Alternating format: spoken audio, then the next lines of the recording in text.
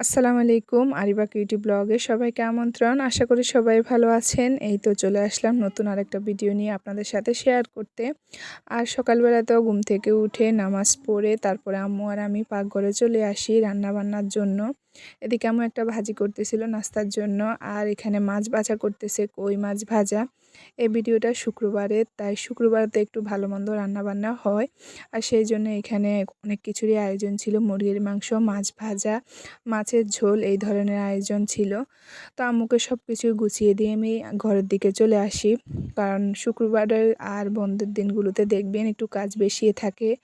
আর অনেক দিন হচ্ছিল যে আমাদের এই রুমটা, আবার আরেকটা রুম আছে, ওই রুমের খাটগুলোর বিছনা চাদরগুলো নষ্ট হয়ে গিয়েছে।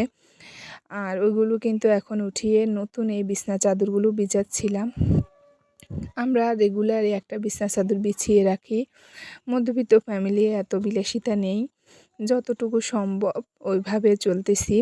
আর এই যে দেখেন, এখানকার খাটের বিছনা চাদরটা একদমই নষ্ট হয়ে গিয়েছিল, তাই ওই চাদরটা উঠিয়ে এই নতুন একটা চাদর বিছিয়ে দিচ্ছি।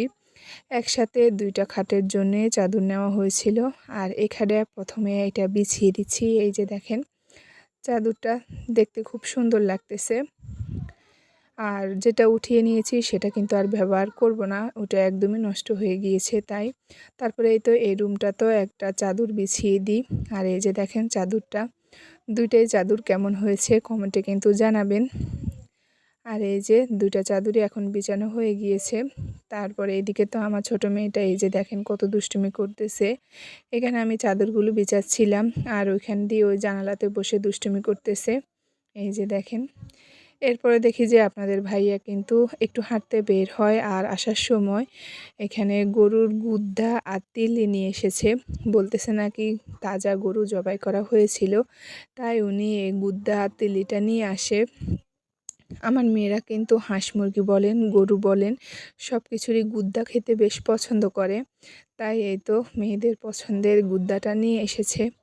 আর আমার শাশুড়ি কিন্তু তিল্লিটা খেতে বেশ পছন্দ করেন, তাই তিল্লিটা আমার শাশুড়ির জন্য নিয়ে এসেছিল। তিল্লিটা যেহেতু একটু নরম, তাই আমার শাশুড়ি খেতে কিন্তু ভালো হয়। উনি মানে শক্ত জিনিস খেতে পারেন না, আর সেই জন্য কিন্তু এই তিল্লিটা ওনার জন্য নিয়ে এসেছিল। যাই হোক, একদমই কিন্তু তাজা ছিল, আমার হাত দেখলে বোঝা যাচ্ছে রক্তগুলো একদমই তাজা আর গরম ছিল। এখন আমি বসে এই গুদ্দা তিল্লিগুলো কেটে নিচ্ছিলাম। কিন্তু আজকে রান্নাবান্নার তো আয়োজন আগেই করা হয়েছিল, দেখেছেন। শুধুমাত্র এগুলো কেটে সুন্দর করে ধুয়ে পরিষ্কার করে প্যাকেটিং করে আজকে রেখে দিব, আজকে রান্না করব না। আর সেই জন্য কিন্তু এখানে কেটে নিচ্ছিলাম। তবে আপনাদের ভাইয়া বলতেছিল যে তাজা রান্না করতে। আসলেও যে সময়টা, ওই সময়ের মধ্যে কিন্তু গ্যাসটা চলে গিয়েছিল, তাই আর রান্না করারও এত সুবিধা নেই।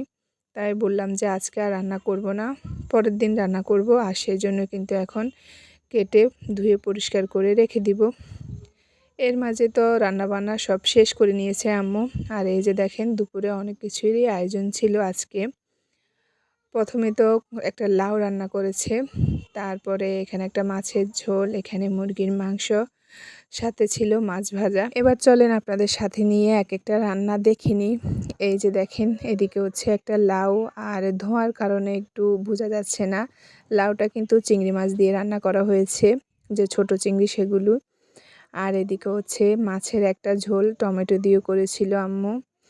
তারপরে হচ্ছে এদিকে এক মুরগি রান্না করেছিল মূলা দিয়ে, সিজনের মূলা দিয়ে মুরগি রান্না করতে করতে আম্মুর সাথে একটু দুষ্টুমিয়ে করলাম, যে একটা নাটক বের হয়েছিল না, যে মূলা দিয়ে সব কিছুই রান্না করেছে, কিন্তু শুধু মূলা দিচ্ছে আর বলতেছে মূলার সিজনে আসেন না কেন। ওই নাটকটার কথা মনে পড়লো। তারপরে এদিকে ছিল কই মাছ ভাজা। কই মাছগুলো অনেক বড় বড় ছিল।